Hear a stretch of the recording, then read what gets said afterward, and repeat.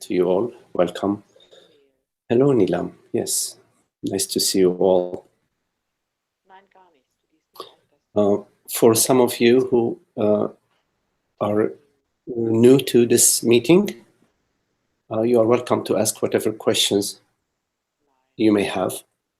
You can ask the questions by simply speaking them. And you can ask the questions by going to the chat box, which is, there is an icon up in the left corner. And you can pose your question.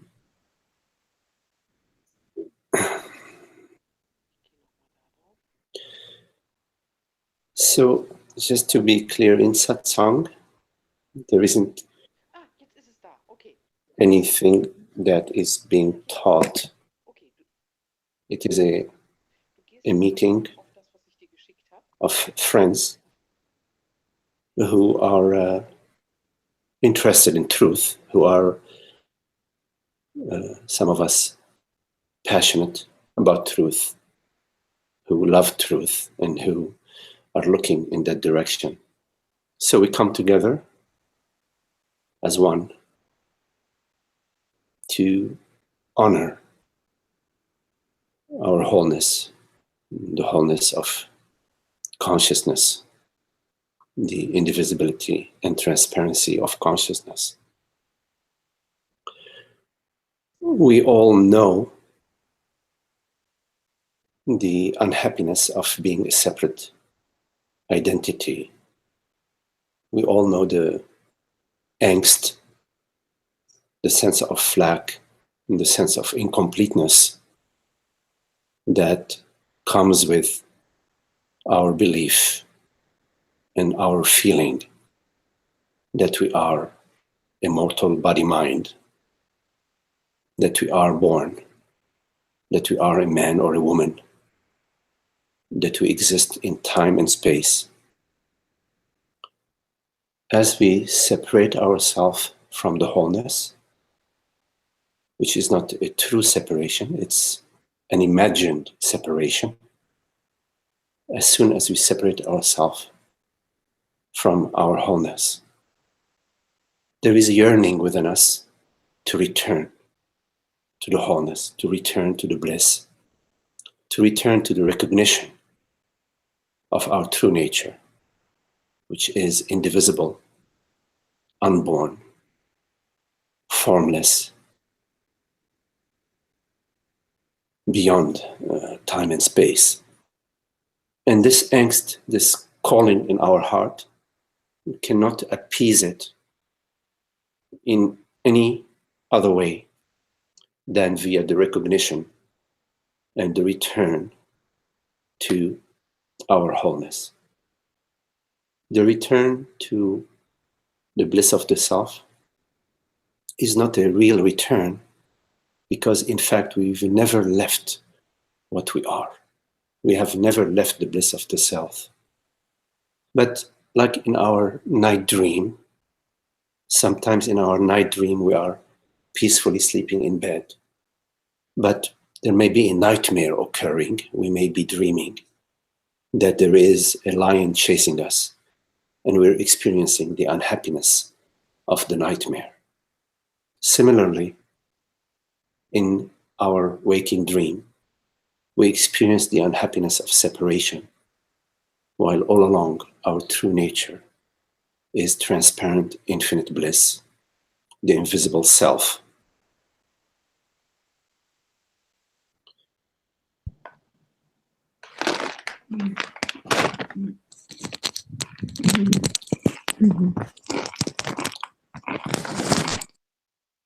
So in satsang, the heart of satsang is presence.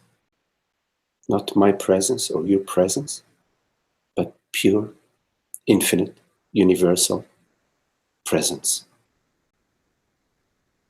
When we come together around presence, there is a peace and a bliss that we experience. The heart of satsang is that peace, is that stillness, is the unborn, the unspoken. The heart of satsang is your very self.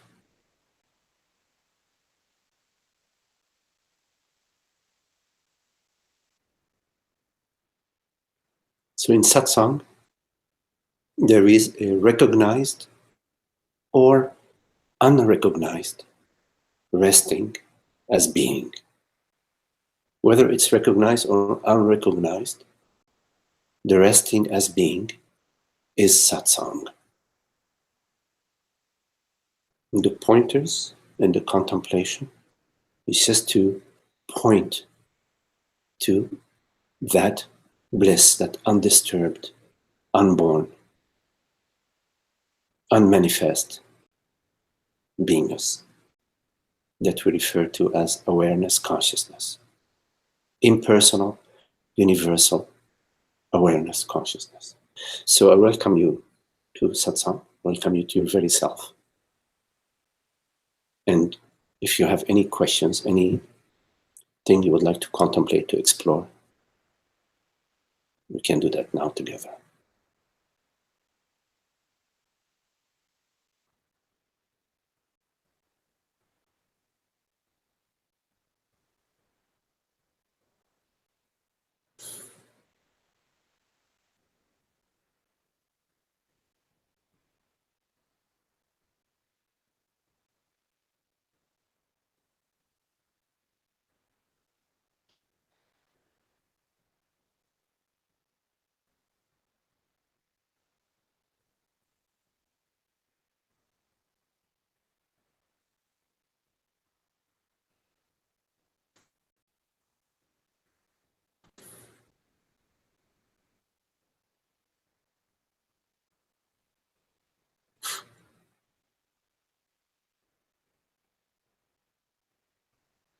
Any questions?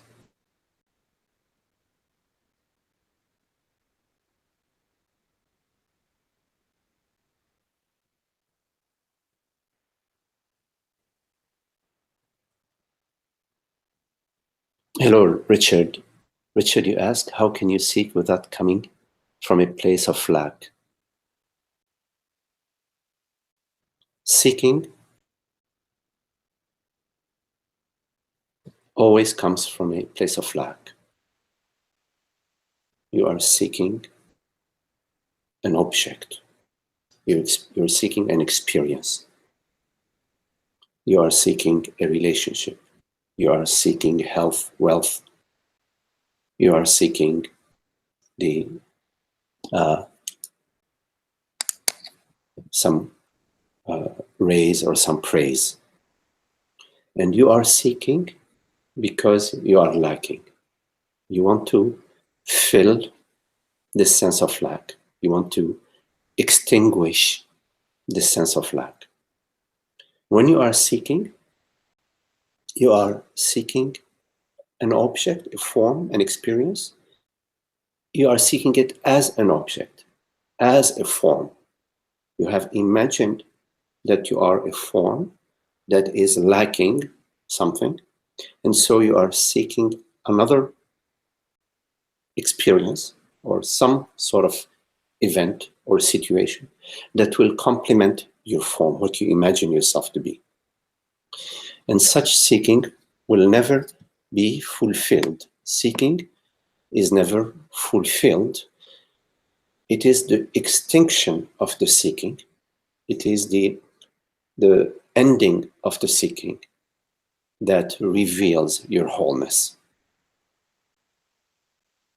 But you cannot stop this seeking as long as you still believe yourself to be a body-mind, as long as you still believe yourself to be a bundle of thoughts, a bundle of sensations and feelings. You will continue to look outward because you have already embraced the belief that you are a form. And as you embrace the belief that you are a form, a man or a woman, simultaneously you have embraced the feeling to be a person. So you sense yourself as sitting on this chair, as being inside this room. You sense yourself, you experience yourself as a form. And everything that you perceive from that vantage point is external to you. The tree is external to you. The your relationship are external to you. Everything that you perceive is external to you. Your relationship is dualistic, and you will continue to seek, hoping that you will get fulfillment, attaining what you seek, having a momentary peace, which is actually the extinction of the seeking. And then the new object to be sought, to be pursued, will arise itself, and you'll seek the next experience. Many friends have had already a glimpse into the self. And in that glimpse, there was no me nor you. It was just God's revelation, the light of being. But then the mind downloads this non-experience into an experience. It says, oh, I, Magdi, have had an enlightenment experience. And 2 or 3 months later, it's gone, and I want it again. So I am seeking that experience again.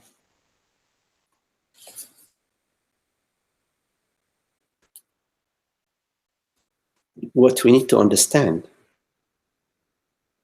is that whenever we are happy, at that moment, there is no time and space. There is no me, no you. There is no experience. It is the absence of mind. The desire has been fulfilled and has gone from a certain magnitude to zero, because has been fulfilled, so it goes to zero. It's the end of desire that we enjoy. Whenever we are happy, we're enjoying the absence and not the presence. We're in the absence of desire, the absence of seeking, the absence of mind. Our true nature is this absence. Our true nature is the absence of form. The absence of objects, meaning the absence of subject and object, because subject and object come together. The subject is just an object, and the object is the projection of the subject. So to come back to your you're right, Richard, you're right. Can you seek realization?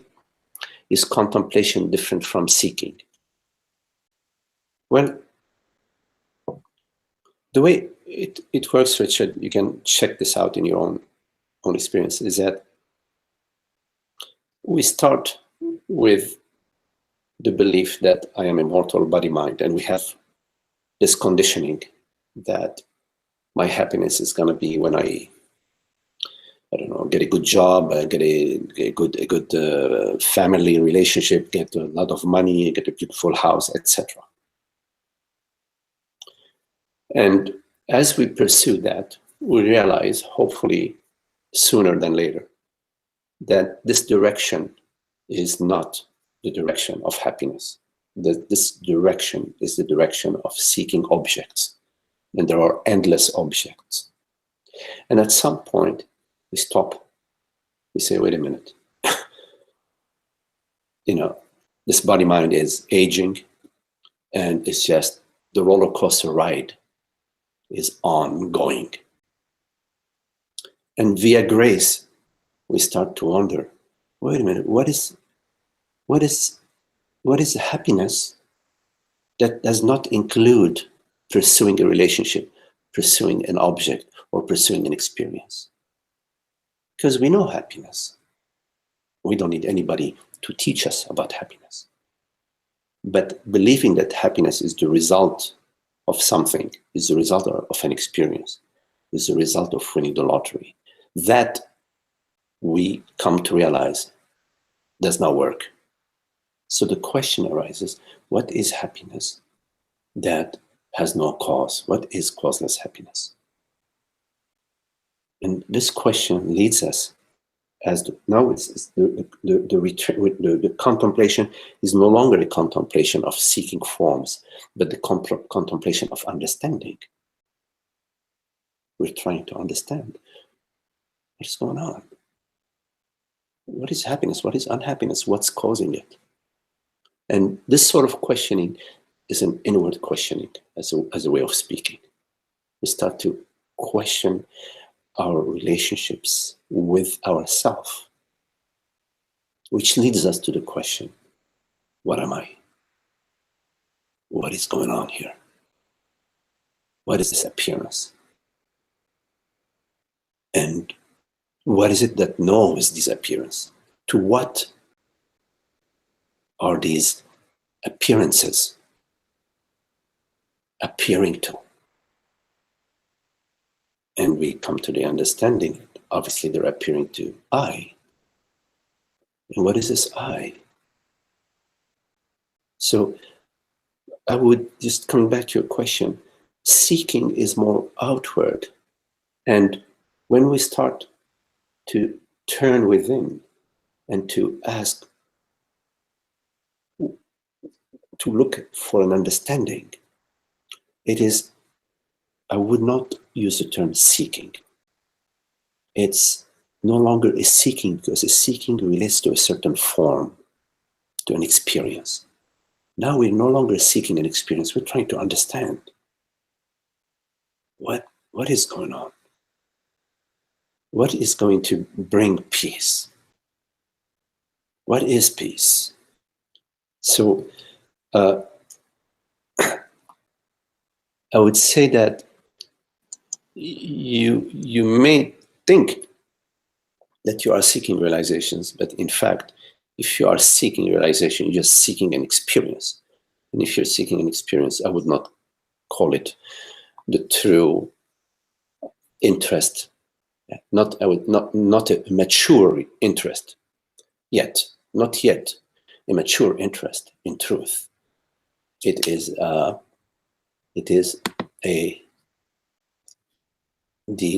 a little confusion between our interest in truth and seeking an experience. But soon enough, if our interest, even though it may be shaky initially, if our interest is maintained, the relationship of a subject with an object will become a subject, a topic of your contemplation. And you will come to understand in time that the personal subject is a mirage, that in fact there is no personal subject anywhere that you can find. So contemplation is different from seeking. Contemplation is love for truth, and then that love for truth reveals that's love for everything. Richard, you're right, thank you. I can't keep up with the merry-go-round. Don't even want to, that's good. Yeah, good. Merry-go-round, we come to realize that there is really no happiness in that. But even when we realize that, it still appears in our life. And it's okay. When we fall back into the me, needing this and I'm lacking that, it is possible in the midst of that to also be still, be available, be open, be present to that without moving. The key thing is not to move.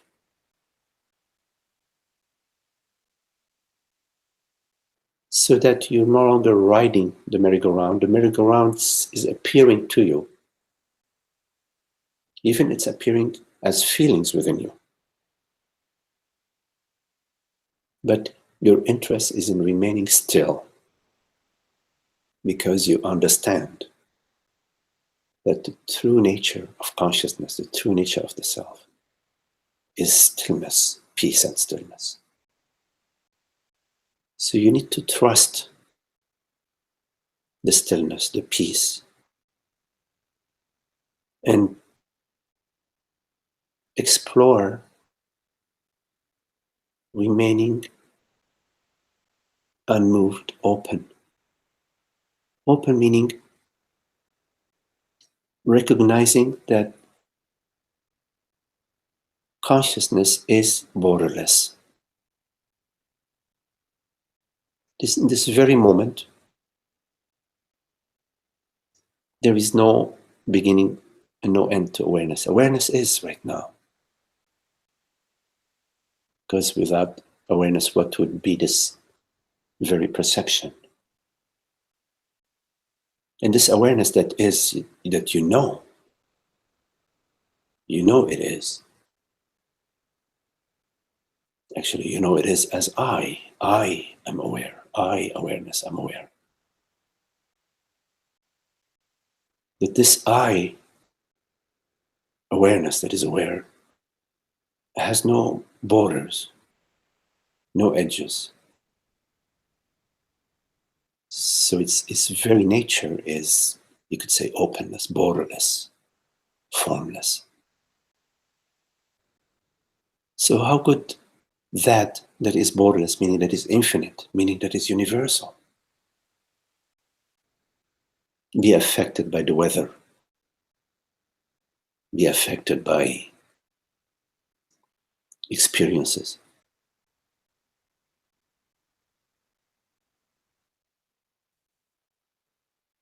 You can always return to that. It's there, available to you.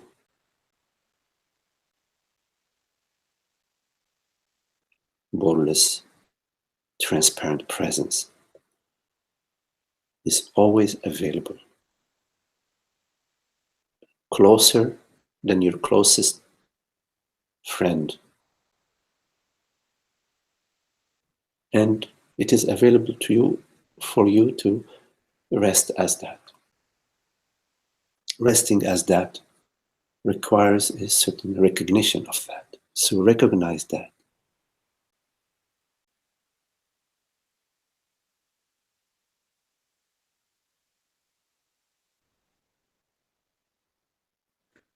Don't struggle. Don't struggle with what arises. It wants to call you to battle. And as you come to battle, you fortify the sense of separateness, the sense of separation. So don't come to battle with what arises. Take it quickly.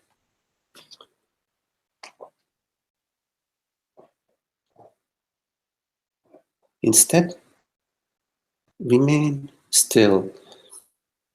By the way, I got your question, Frederic Giraud. I will just come to it in just a minute.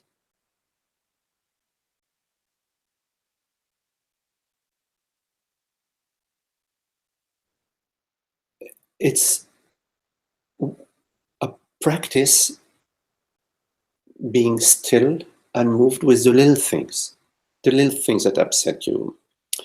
I don't know, you were cooking something and you were hoping that you follow the recipe, you were hoping it was going to be a very good recipe. It turned out to not to be too tasteful. It annoys you a little bit. So with those little things, you train yourself with the little things to remain still, to experience the fullness, experience the wholeness, the entirety of what is arising in your body and in your mind. And as you become more familiar, more comfortable with the stillness, with small things, you will find that it is becoming more possible for you to also be still when your partner gets annoyed with you, when your boss yells at you, or when your expectations of a raise don't show up, etc. The a little bit more important things than having a meal that does not taste too good. And it's not about It's not about ignoring the world. It's about living fully what is happening. Because from a place of non-reactivity, you can act. But from a place of reactivity, you are the puppet of the feeling. You're the puppet of the emotion. You are the victim. You are subject to the emotion. But from a place of presence and stillness, you experience everything that is happening. And you don't get confused at the mind level. And at the body level, you remain still, open. And then you are able to make a decision, take an action. So it is not about be still and about inactivity and about being like a brain dead. No. It is about fully and wholly experiencing what is arising from a place of non-emotion, unmoving, the wholeness of consciousness. Okay, there's a question from Frederic Giraud. I think, Frederic, you are on YouTube.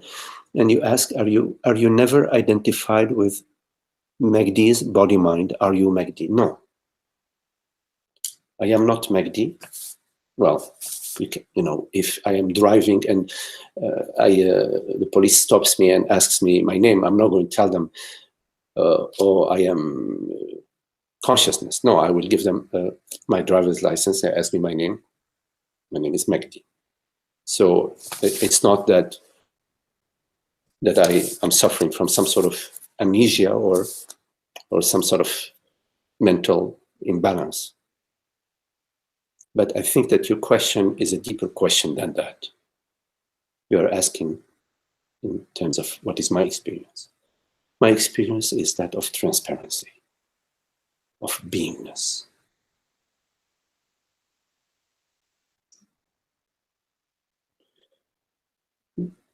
Just to be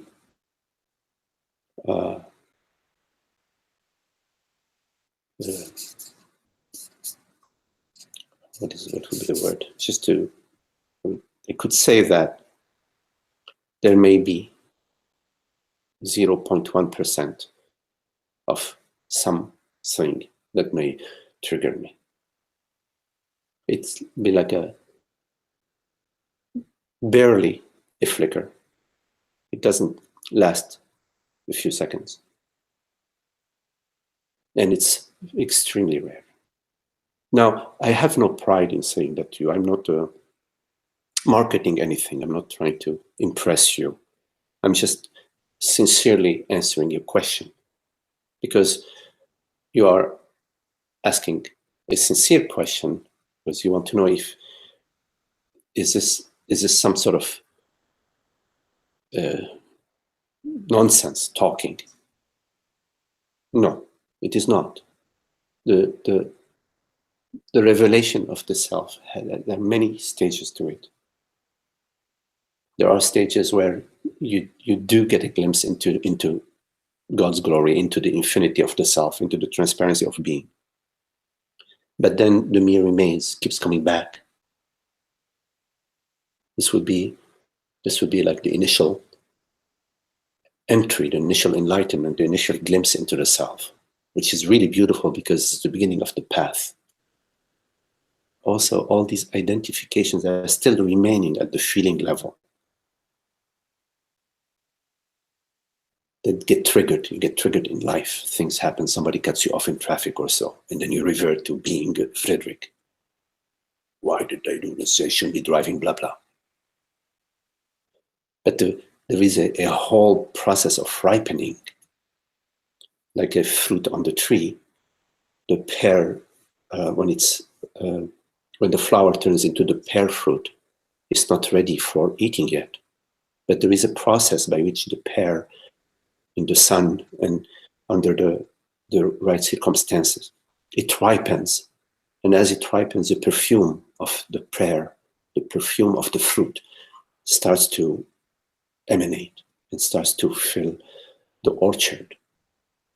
And at some point, that fruit, which is not when you not yet fully ripe and sweet, at some point it becomes ripe and sweet and falls off the tree or is ready to. So the body-mind question, are you never identified with Magdi's body-mind? So Frederick, the body-mind, I don't refer to it as Magdi, or I don't refer to it as Magdi's body-mind. Body-mind, if you look at it, and if you can contemplate that with me right now, when you look at the body-mind, how does it appear to you? If you look right now, I'm telling you right now, if you look at the body-mind, the body-mind appears to you as, for example, perception. You can look at your hand and say, oh, body. You perceive. So it appears to you as a perception. And also the body-mind appears to you as an image, a thought or an image. Say, oh, that's the body. And it also appears to you mainly as bodily sensations.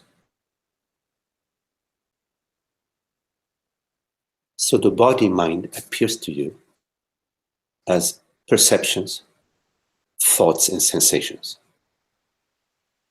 But they appear to you. Like, for example, when you look at in the garden and you see the oak tree or the elm tree, that oak tree appears to you. But you are not the oak tree. Although it appears to you, it's a very intimate experience you are having. You are not the oak tree. You are the consciousness, the awareness that takes on the form of the oak tree. But you are not the oak tree. Similarly, in your experience right now, if you look at it, you may be able to perceive that the body-mind appears to you as thoughts, perceptions, and sensations in this very moment. But you remain as consciousness. So that understanding is an important understanding. It's an initial understanding in your contemplation. Yes, the beginning of the contemplation. And we forget because we have for so long been identified. I am this body, I am these images, I am these thoughts, I am these bodily sensations. That whenever something happens in your life, it triggers in you a personal response as if you are the body. We reinforce or the belief and the sense of being a body-mind is reinforced via our resistance and our seeking, via our argumentation. But when we remain still, something happens and, okay, it's like the weather. The sense of being a body-mind is not reinforced. So there is a sadhana, there is a practice in your contemplation. At some point, I'm not saying it's an initial practice, but if it resonates for you, there is a practice of remaining as the stillness, as awareness, remaining as consciousness. But first you need to get some sort of sense that you are this awareness, that you are the reality of consciousness, that you are this consciousness, and not something that you perceive, not something that appears. You need to really contemplate that over and over until you feel quite comfortable with, yes, I am consciousness. I am the invisible self. I am the infinite invisible awareness. I am the transparency of being. And then you can contemplate what are the qualities of this awareness. What are the qualities of consciousness? Does consciousness have an age? Does consciousness have a size? Is it 10 foot long, 6 foot wide, 100 pounds heavy? Does consciousness have a color, have a shape? Does it have a density? Does it have a smell? Does it have a color? Does it begin to the south and end in the north? It's a contemplation of the self, contemplation of consciousness, which I am. And then you can contemplate what is the separation, what is the distance between consciousness, meaning what I am, and the perception. Or what is the distance between consciousness, what I am, or the feeling? What is the distance between I, consciousness that I am, and the sensation? And you will come to realizing, it takes some time, but you'll come to realize that there is zero distance. That in fact there is no separation, in fact.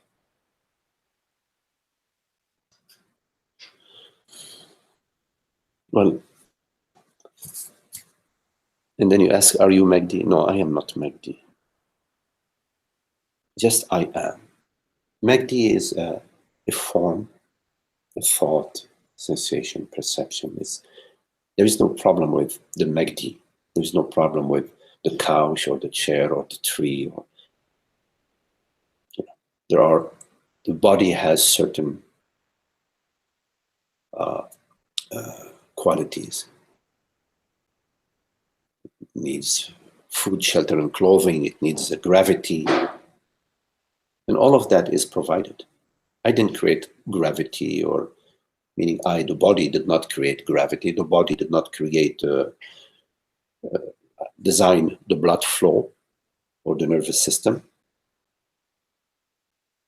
The body did not manufacture gravity or the galactic system. All of that is like your night dreams. It appears in your night dream. There are your night dream. They arise in consciousness, out of consciousness, and they dissolve back in consciousness. So this entire waking dream is zero distance from consciousness. It arises out of consciousness. But without consciousness, what would be the world, body, mind? Without awareness, what would be the world, body, mind? What would be your perception right now without awareness, without consciousness?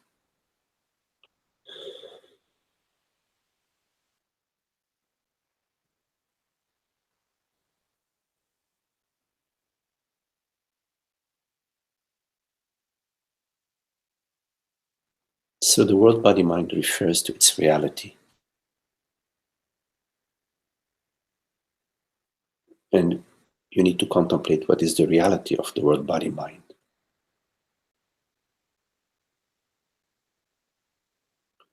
And you will find that the reality of the world, body, mind is not at the realm of the world, body, mind. Like the reality of your night dreams are not within your night dreams. They belong to the dreamer. Similarly, the reality of the world, body, mind belongs beyond the body, mind, the world, body, mind. They belong to consciousness, which in religious term, we use the term God. But there is a lot of misuse about the term God.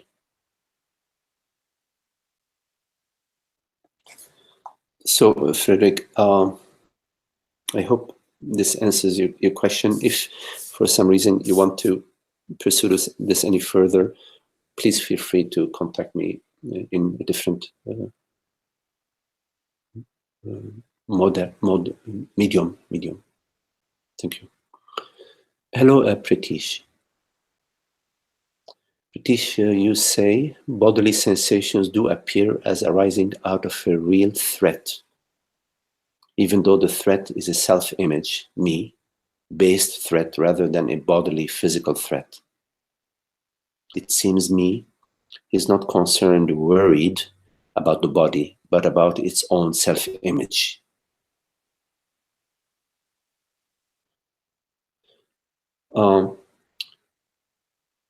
Pritish, the way I use bodily sensation, like for example, right now you may be sitting, let's say you are sitting and your feet are on the ground.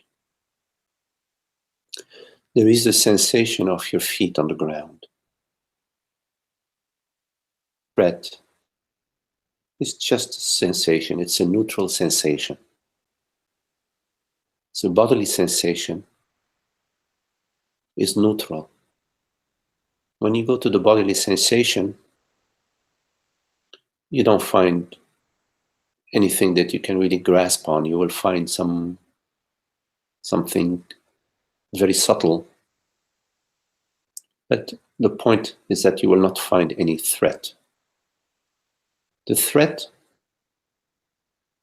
arises when there is a certain resistance. For example, I am feeling there is a certain event that's occurring, and I don't want this event to occur this way. I feel that it may hurt me. It's diminishing me. It's not giving me what I want, or it's taking away from me what I'm holding on to. So I am seeking something, or I am resisting. When I am seeking or when I am resisting, then I will experience a bodily sensation that's as a threat. And this threat that we experience is due to our resistance and to our seeking. Now the question is, why do we resist and why do we seek?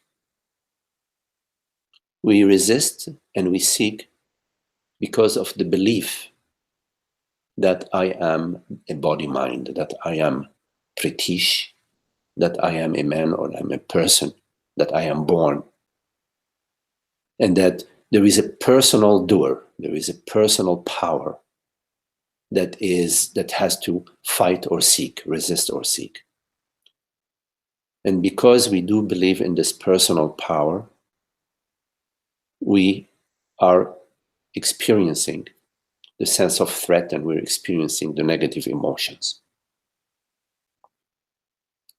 But as soon as we start to contemplate the reality of our experience, we come to the understanding that there is no such thing as a personal power, that power belongs to God, that there is a higher power, the power of awareness, of consciousness,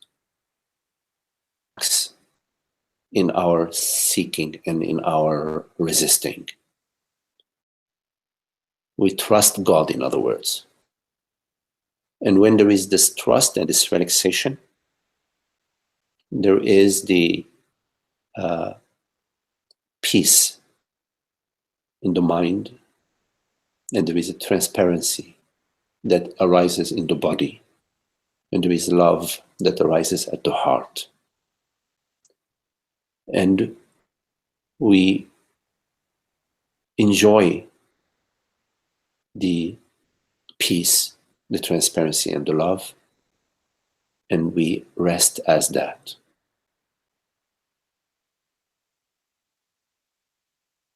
So the contractions that you feel in the body are a result of your identification as a form, your belief that you are what appears, and you are overlooking the infinite power of that does not appear, which we refer to as I, consciousness, I, universal beingness, I, the reality of being.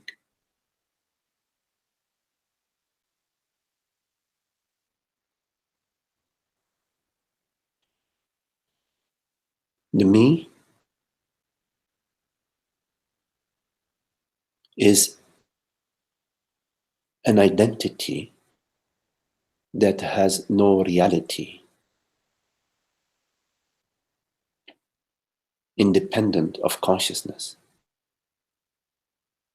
The reality of the me is not at the me level. The reality of thought, the reality of perception is beyond the perception.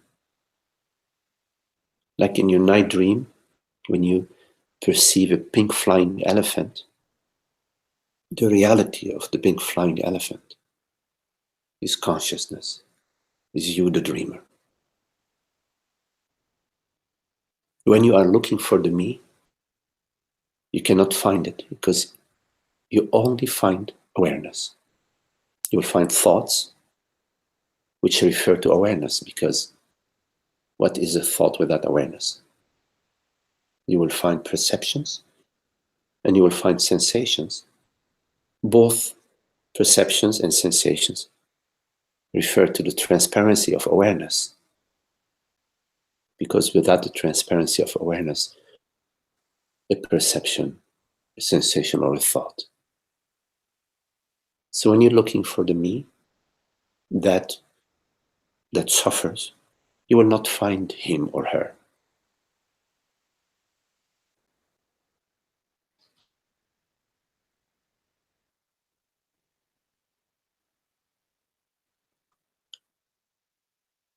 When that becomes clear to you,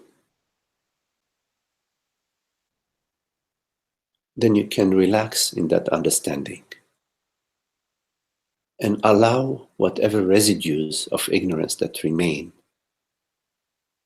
to manifest whenever they manifest, because they're arising to dissolve in your understanding.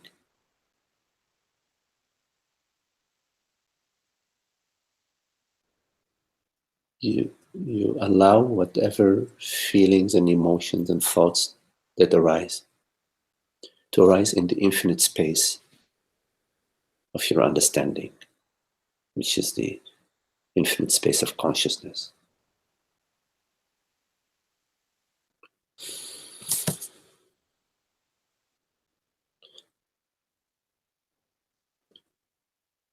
You say sometimes me is not concerned. You're welcome, Pritish. Is not concerned about body, but about its own self-image. Yeah, the self-image and the body identification they go hand in hand, Pritish. You know, the self-image and the me, they go hand in hand. Consciousness has no self-image. But you don't need the self-image. What do you need the self-image for?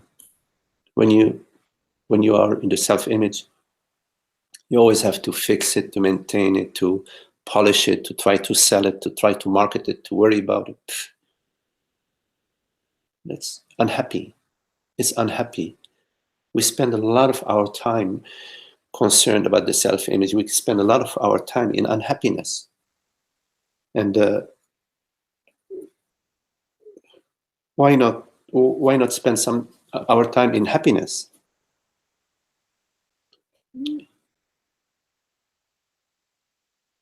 There is a lot of misery in the world because of self-image.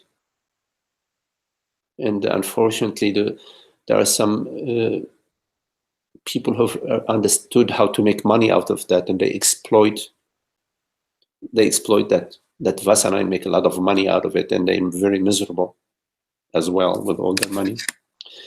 So yeah, self-image and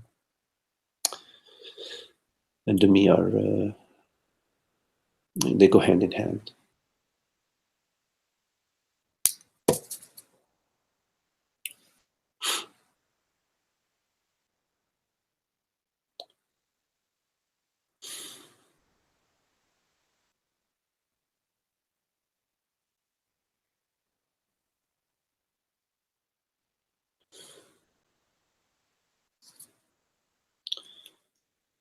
Hello, Ananda. Ananda, you're right. There is no such thing as a disembodied sense of ego or self-image.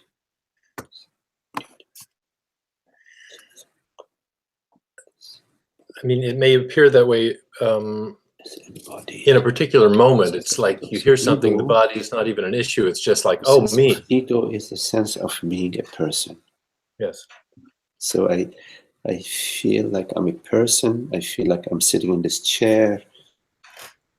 So the ego, the sense of ego is the sense of being a body mind. So what do you mean by disembodied? Well, like when something comes up, it may hold on, one moment, Ananda. Maybe you are muted. One moment. Oh, okay. Try now. Ananda. Oops, hold on. No, still I don't hear you. Oh, no, I don't hear you, Ananda, for some reason. How about now? You muted? No, I need to unmute you. Voila, let me try now. Tara, can you help me in unmuting Ananda? Maybe I am muting him for some reason. I don't know.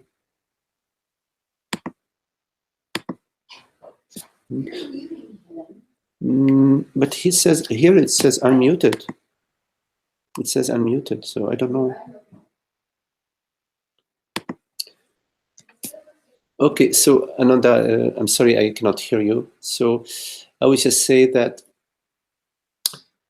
disembodied, okay, consciousness. Okay, yes. So consciousness is neither bodied or disembodied. Body, being body or being disembodied are at the level of the mind. Meaning at the mind level, I feel like at the mind level, I can experience that I'm a body, or I can experience that I'm beyond the body, but they're still at the mind level. Mm-hmm. Yeah. So being embodied or being disembodied, yes, are not the revelation of the self. So the consciousness, the revelation of the self, is the transparent beingness, a transparent, borderless beingness that it's really wordless. It's not at the mind level. It is the universal vibrational field, if you want to use this lingo. It's the subatomic formation of the entire cosmic realm.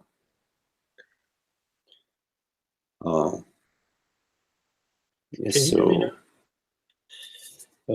I'm sorry I cannot hear you, Ananda. Oh, strange. I keep trying to. Whenever I unmute, I unmute you, it gets muted again. Yeah, it just jumps right back on. No. Oh, Tara. Oh, you hear him, Tara. You hear him. Huh. Oh, interesting. Huh.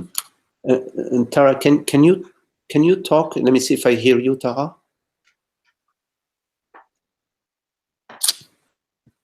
Can you hear me? No. I do. Try now. Oh, there's something on my end. Oh, sorry. I can hear Ananda. I don't know what it is on this end here. At a recent satsang about 2 or 3 back, so I cannot hear. So I probably cannot hear anybody who would talk right now. And yet, yeah, Ananda, he doesn't hear us. I'm sorry, I cannot hear anybody. There's a problem with my on my end. I'm sorry, Ananda. So, but you can hear each other. Ananda and I can hear each other. So it's just yours. Yeah, I'll have to mess with that a little later. Okay. Oh, and Neelam also can hear Ananda. Oh, shoot. Well, maybe I can. Should I go to your computer, Tara, and okay, Ananda, I'm going to. All right. Mine's not recording right now. Oh, it's not recording. Okay. Um, so just all I could say right now about your question about the disembodied sense of that there is no such thing as a disembodied sense of ego or self-image, that both embodiment and disembodiment are not what we are talking about. They do not apply to okay, so you ask, Ananda, how does the subatomic level relate to this? I just use the term trying to refer to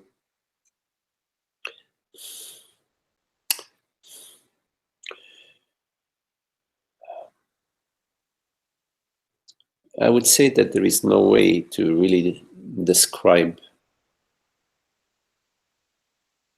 the experience of the self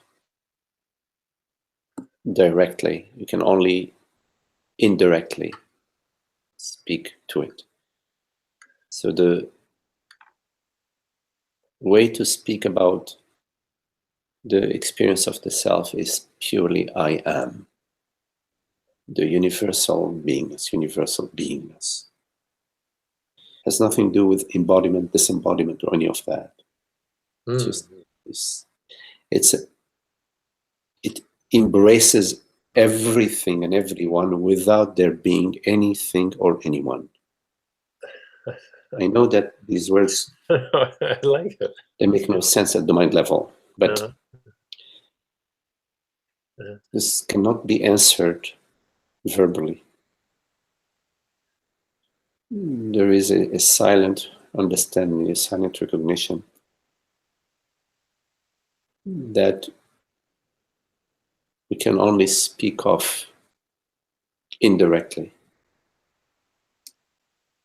as I am, as pure, infinite, borderless beingness. I am not familiar with Ajata Vada Sahaja. Sahaja, yes. Sahaja is the, referred to the Sahaja Samadhi, is the absolute Samadhi that is beyond all world body-mind events, the wholeness of being. So yes, Sahaja, no creation, yes. No creation, just the creator as the only reality without any creation.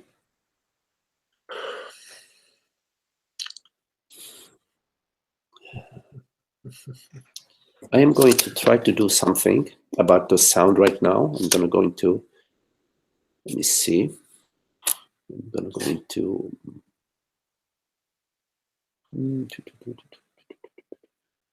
sound. Okay. Devices.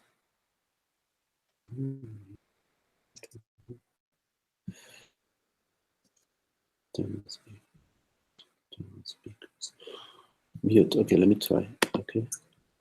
Mute. Okay, try speaking now.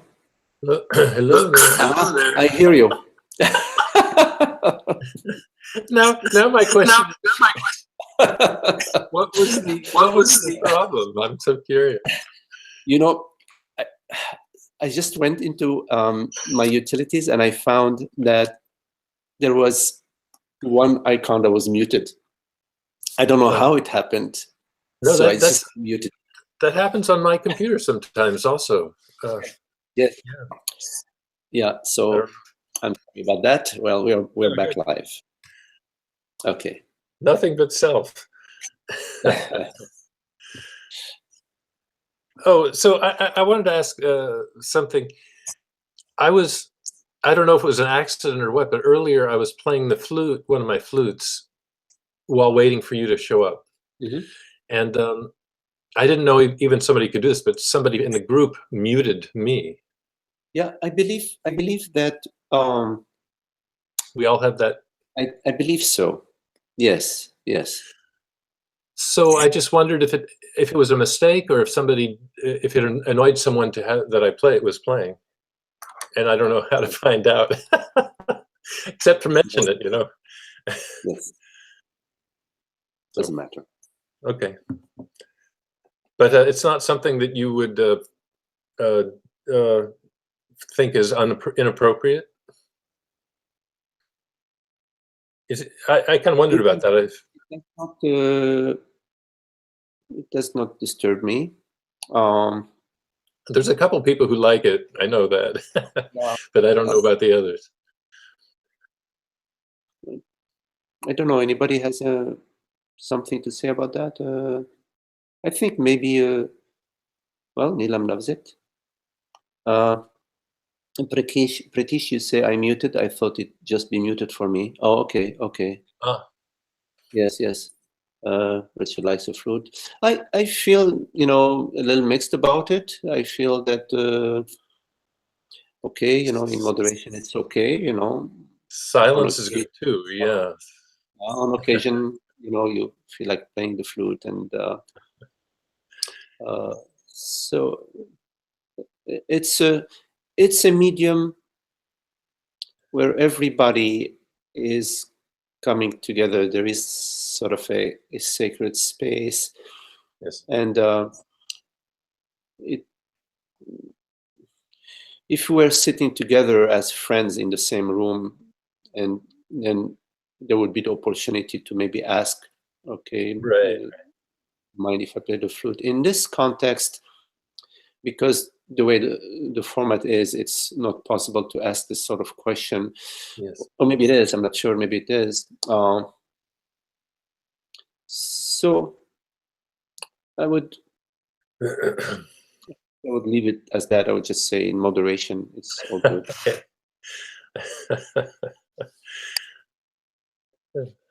I think I have a vasana for playing the flute. And if everybody played their vasanas here. Oh, right.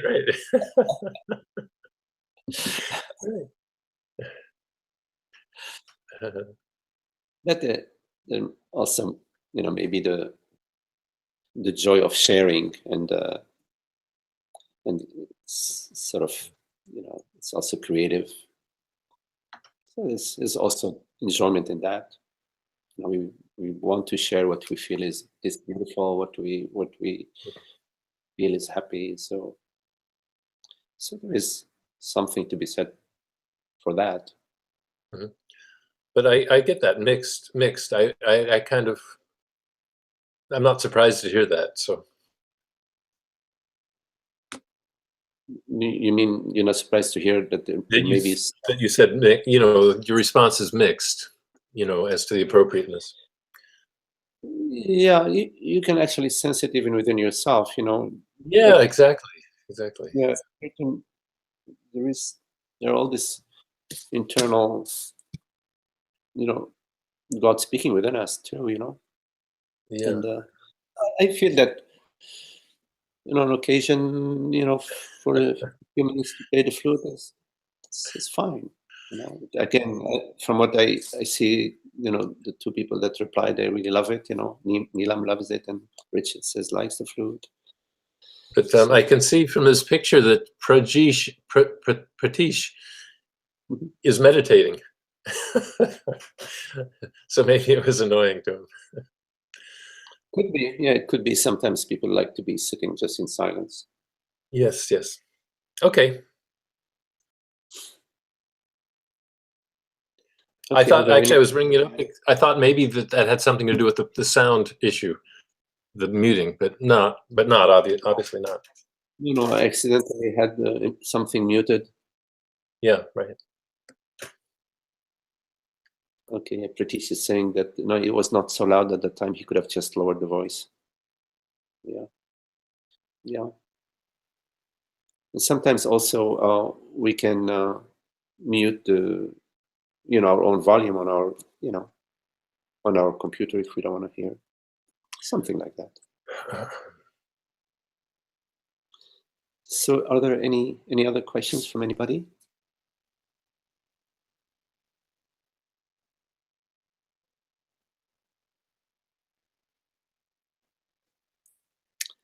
Okay, so if not, I just want to. Oh no, no.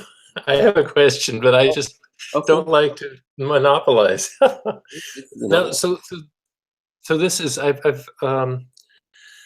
have a couple of somewhat scholarly friends who have maybe even a career in academia of philosophy, and they have a suspicion of what I call direct experience. Direct experience, like a samadhi, or you just know without. I mean, you could spend a life trying to explain how you know, but you can't really. How you know. I don't know, the self. So how you know God? How you know? So some of these people, so I have some discussions where someone will be suspicious of direct experience alone and say it really needs confirmation. Was that confirmation? Confirmation, or it needs to be it needs to be yeah, almost certified by matching a teaching, like. But then it comes into the subtleties in the teachings between the different realms of Buddhism and Vedanta. You say, is it emptiness? No. Is it fullness? Is it, all these possibilities. So I tend to give and just because of the force of it, again, I tend to give a direct experience almost all the credit, or whatever you want to say. So, a couple of things. So, an insight, direct experience, meaning an insight into the wholeness of being, an insight into the emptiness of the personal self, or the absence of the personal self. Yes. And into the glory of God, the glory of consciousness, the infinity of consciousness, the vastness of consciousness, cannot be explained, cannot be shared, cannot be proved like you proved gravity by dropping a ball from 1 foot high. You only know it in your direct experience, in your absence. You know the glory of God in your absence. The insight, enlightenment is, you know it as your absence. So I would not spend trying to defend, validate, explain, demonstrate, prove that. Now, in terms of the non-experience, in terms of the insight into the self, the enlightenment experience, being validated in the teachings, according to the many infinite teachings. There are many teachers that teach from many different levels. There are teachers that teach from the no self level. They just want you to, they basically are teaching no self. There are teachers who are teaching experiences of bliss, etc. There are teachers that are teaching from many different levels, because there are insights that are revealed. There are insights that reveal different degrees of profundity, different degrees of clarity. Now, the teaching that I speak of is the teaching of happiness. We all seek happiness, but we seek happiness in objects, in forms. So I speak of happiness that is formless, that has no cause. And the revelation of the self once it's established, meaning once it dissolves all the vasanas, it dissolves all the reactivity, all the conditions, it dissolves all your belief structures that are rooted in separation. Once the revelation of the self has dissolved the vasanas, the experience of the self is the experience of bliss, peace, freedom, happiness, joy, love, beauty, truth, intelligence, wisdom. So the experience of enlightenment that reveals those qualities is the experience of enlightenment that is pointing in that direction. The experience of enlightenment that is pointing to no self is an experience that is along the path, because there can be an experience of no self which is very genuine, but the sense of self is still there. And in many cases there are experiences of no self where the me returns, where there is some trigger that's still occurring, the vasanas are still operating.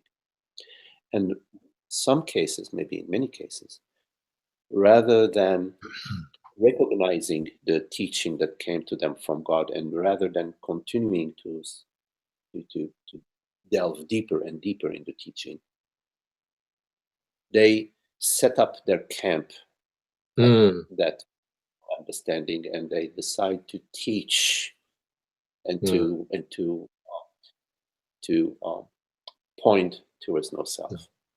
And this teaching that they teach of no self is a useful teaching for the friends who still have not come to the understanding of no self. Unfortunately, when you are teaching no self, you are also pointing that the ultimate understanding is the understanding of no self. And so there are students that work with such teachers, and they are working towards the no self experience, and they arrive at the no self experience. And because they are honoring their teacher, they will set their camp too as a no self teacher. And they're unable to sort of sail through past the no self to the ultimate self. So when you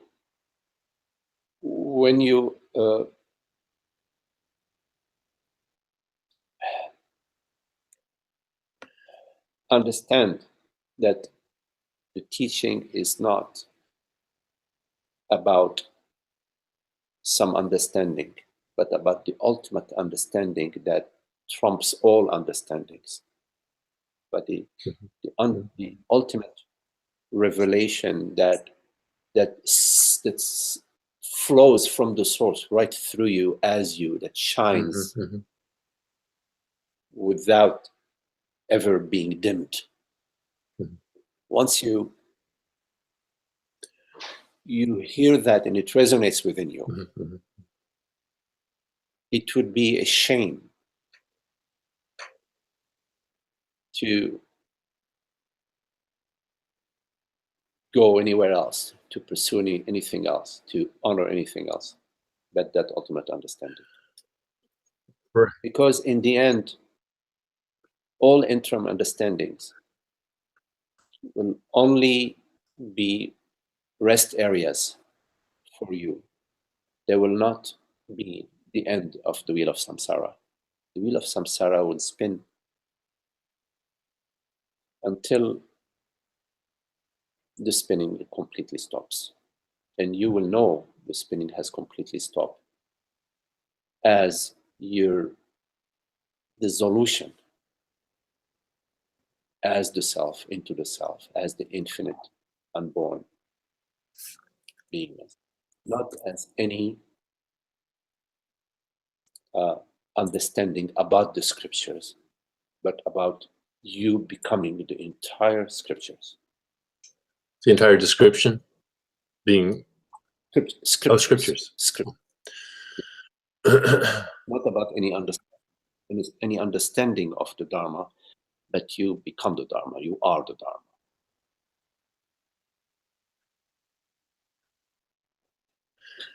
Anyways, just to sort of come back to, your question in a different way.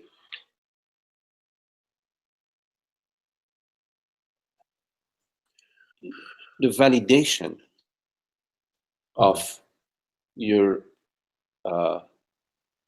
understanding has to be with the highest teacher, the highest teaching that you know. Mm-hmm. Not just relative, like, oh, I feel relatively free of these problems or whatever, relatively. And then, like you said, setting up camp because of that, Well, relative freedom is not real freedom. Freedom has no relativity to it. It's absolute. When I listen to this, But in terms, go ahead. Go ahead. In terms of the confirmation of your understanding, and in terms of the direction of your sadhana, it should be with the highest possible teacher and teaching that you know. Yes, I seem to be geared that way, to not be satisfied with anything that's a part way.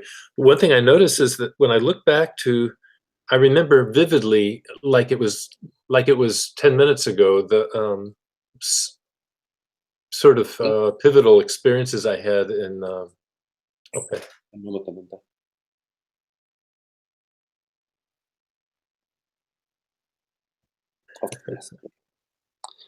Okay, and I'm back with you. Experiences I had. One particular experience I had where it was sort of the classic thing of this hearty laughter, because everything fell away. There was no self, no relative I, and yet when I look back now, I realize that you're talking about, there was a sense still of a mysterious universe happening, and somehow the whole nexus of the problematic feelings was gone, but only but not this I am the whole thing, which is what you seem to be, you're pointing at as the completion is. And I see that otherwise a me sense returns, because that's just the status quo, maybe. Just something I'm noticing. Atmananda Menon would speak of the Sahaja Samadhi as the stage in your life where nothing, no thought, no perception, no sensation sways you from beingness. No world body mind experience gets you off track, gets you into the me. With the exception of the 0.001. No, I love that you say that, Yes. And Rupert says this really sweet thing. He says, never say never. Never say I'll never react. Because you don't know what's coming around the corner, and who cares? It's like, it's not the liberation is not a personal, thing that you have to, whatever. There's no personal is imagination. Thinking though about what you're saying. I'm sorry, what was that? Who is that? Was there a question, or somebody was saying something? I was going to say, but finish, Nanda or Magdi. Sorry. Yes. It seemed like there was a male voice, but maybe it was. Yeah, that's okay. Maybe it was a distortion. You go ahead. It's your turn. It's your turn to go. Well, I was just talking still about, I was going to just put in a word for what Magdi and you were talking about I don't know, I forget what Nanda had said, and about like there are moments, I think Nanda was saying there are moments of, just to paraphrase it my own way, like the bliss, right? That's what he was talking about.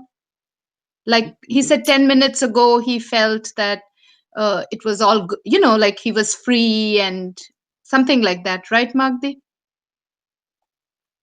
The Or last thing Nanda? that I was That's what saying you. I was saying that I had a samadhi experience when I was 21 years old, where Oh. there was no self, and I remembered as if it happened 10 minutes ago. It was totally clear Mm-hmm. because it was so intense, and there was no suffering. It seemed like a bliss that there could be nothing more blissful.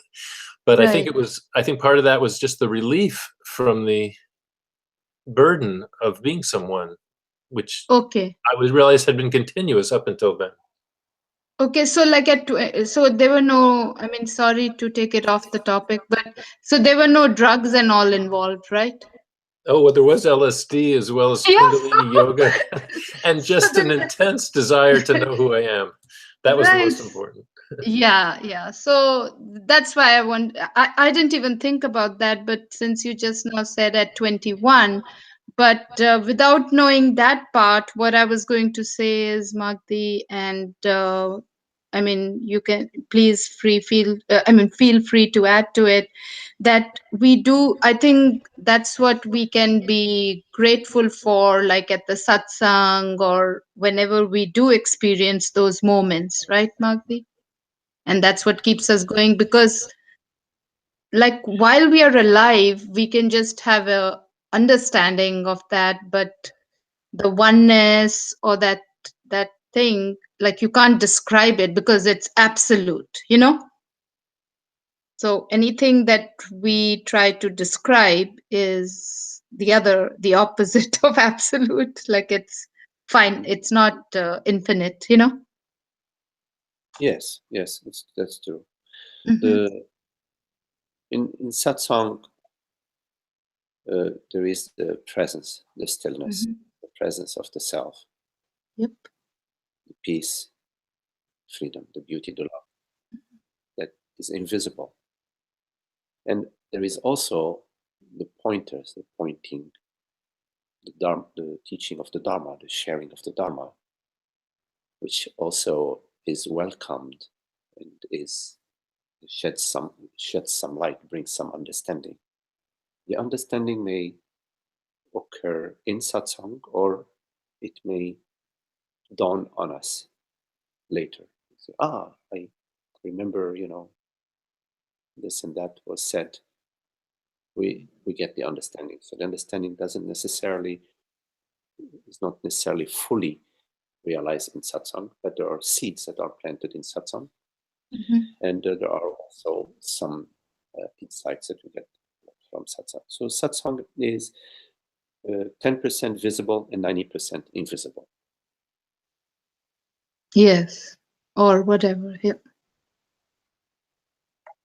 So coming back to Ananda, what you were sharing, and I was mentioning that Atmananda Menon spoke about the full revelation of the self.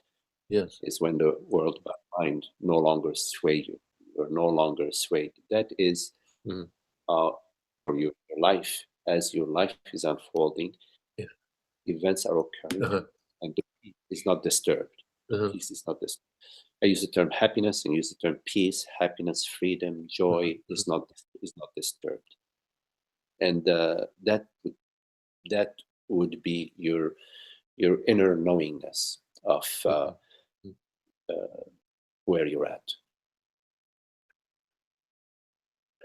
Yeah, makes sense.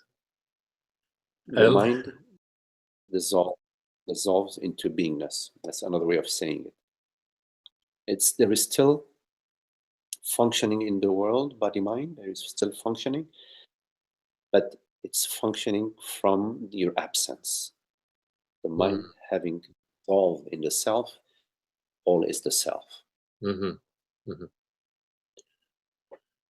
I have been, because of this thread of the teaching, because of this that you're sharing right now, and I've been picking this up as we, over time. It feels like finally say there's vasanas, which, you know, are they're almost the definition of personal. They're what's coming from the conditioned being, and yet it's possible to have the life which is of that nature, but it doesn't cause a smallness, or it doesn't cause a feeling of fragmentation or something. It's more like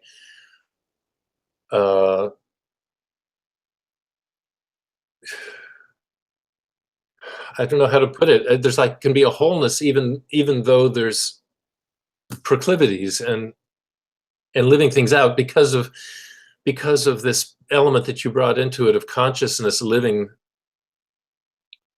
having consciousness coming through, doing things from the.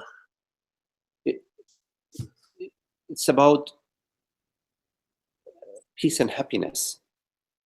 Mm-hmm. So whatever is occurring, as long as it does not disturb the peace and the happiness. See, when you're lacking and you're needing, you cannot say that's peace and happiness. Right. When you feel that you're missing this and you know you need to have it, you wish you had it, and you know it's not peace and happiness. Now I'm open. I'm open to having great partners, to having a great job, to having a great nature around me, etc. But it's not disturbing my peace and happiness. But those aren't the happiness. Is that what you said? No, it's not disturbing. It's not disturbing. They're not disturbing, right? My peace and happiness. Right. Or even to have like a second cream puff. To have a second cream puff when it's not really in the best interest of health. Yes. Yeah, for example, I feel like having. Yeah, you eat a second cream puff. That's nothing. You know. So if you're eating the second cream puff and you're feeling, oh my God, it's really awful, and it echoes, it stays with you. Yeah. Because you may eat the second cream puff and feel, gee, that's really stupid, but screw it, I did anyway, and it's gone, So it's still vasana playing, but it's not. Right. It's not. Right. It's not a small being clinging to that experience or something. Yeah. Right. You're not forming an image around yourself of somebody who's a sinner, who's failing, and then you're working on that. Yeah. Right. You follow? So it's coming from a loving. Yeah, I think it's coming from a loving place in everything.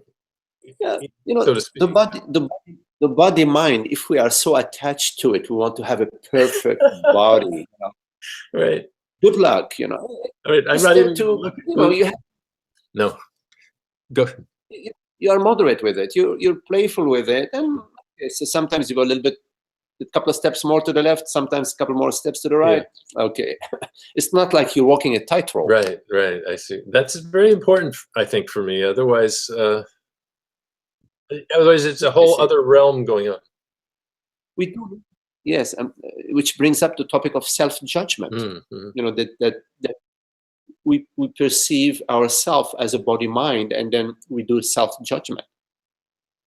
Consciousness doesn't do self-judgment, and consciousness is playful. Mm-hmm. You know, and it's not trying to maintain a perfect body mind. Because if it wanted to maintain a perfect body mind, it would have no problem doing that. But it doesn't give it, nor is it trying to maintain a perfect world. I mean, look at volcanoes, look at tsunamis, look at earthquakes. And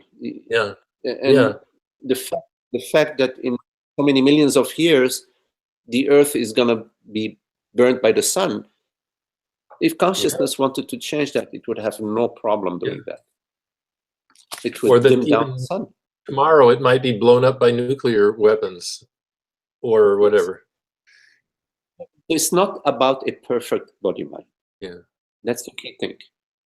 It's not. It's about consciousness. It's about the revelation, the knowingness, the self-knowing, knowing yourself, being this knowingness. It's about understanding in your entire being that you are this transparency, this transparent, infinite, borderless presence. That there is nothing outside of you. There's no reality outside of you. And does that, it seems to me, this is a kind of new thing for me too, that no judgment of anything else, like, just like I'm not in this, I'm not in the self-criticizing business. Right, because the judgment always refers to me judging myself, or judging him, or judging her, or judging God, or it always refers to an ignorance. It refers to ignorance, to believing myself to be a personal power. And so as a personal power, I am judging myself, or I am judging you. Consciousness is not in the judging business. It doesn't bother itself with that. It's love. Consciousness, finding light of being. Not even in the love business, it is love. Great. These are important things. Thank you. Thank you for that. Very beautiful. Very beautiful. Yeah. Okay. Well, any questions? Any other questions? Anybody? Okay, just want to mention, to our friends that there is a retreat in Costa Rica. I am holding a retreat. I've been invited on March 2nd to March 5th. If people are interested, please feel free to contact us. Okay, Nilam. And the retreat is, the cost of it is $450, which includes lodging, food and lodging. So if you want any details, just contact us. Okay, well, thank you, everybody. Thank you for your lovely company, for your love, and for your friendship. And, namaste to you all. Namaste.